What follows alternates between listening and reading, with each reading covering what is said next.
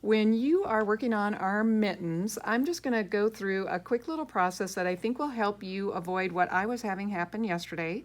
I got all done with my 2 little mittens and discovered I had 2 left hands.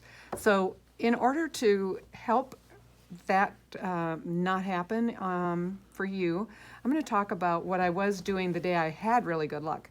I was taking my kit apart, and just because the kit came from us does not mean we have it put together the way you need it to be put together, okay? So let's just look. This is how the kit came. And if you look clearly, I am going to end up with 2 mittens that are identical because this looks identical and that is not what you want. So just go ahead on your workspace, separate things out. So I'm going to move the full back piece out to the sides. Then I'm going to take these pieces and I'm going to separate them. Now, well, this is good. These two are mirror images of each other. The knit is down on the bottom and the thumbs are together. The thumbs can be together or like this. They cannot be like that, okay? So same fabrics. Now, because I'm going to want to sandwich things in order to sew, I'm going to start out with these two knit down and my thumbs are together. So the next layer, we've got a knit and a fleece. Then that means I need a fleece and then a knit. Well, this is perfect, okay? And obviously to sew, we're gonna do some lining up of our pieces. We're gonna get this knit all the way over to the edge and so on and so forth. That's not what this video is about. I'm just trying to help you avoid getting 2 mittens that are for the same hand. So now I need to do something different here to get this to work with that. I am going to have to take that off, flip this over, lay this on here. Then I'm going to flip the knit piece over, lay it on top. I now have the mitten sandwich. So I've got a knit, a fleece, and a knit. This is the top of the palm, this is the bottom, and the thumb, okay?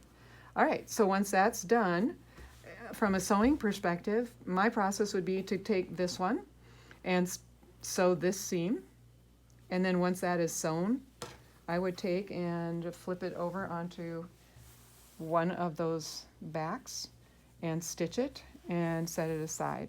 Then I would move these over, sew this one. Once it's sewn, open it up, put it on here, sew that up.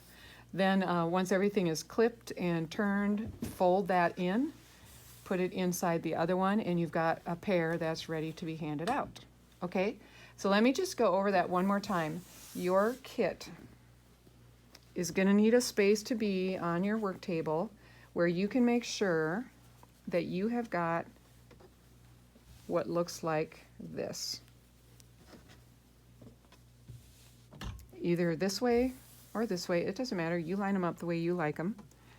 And then those are the bottom on the palm side. Then we need the top palm. Okay, and again, this is important. They need to look like this. We can't have 2 that look the same. That does not work. They have to be either like this or like this.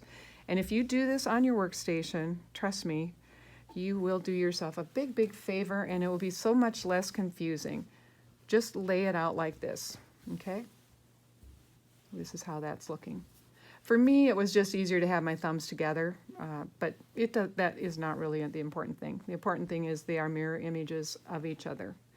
And you're gonna always have a knit down, then a fleece, and a knit when you put those together. That's the way that sandwich is always gonna work out, okay? And if you've done this before you start sewing mitten number 1, you can be confident that mitten number 2 will not be an exact copy of mitten number 1.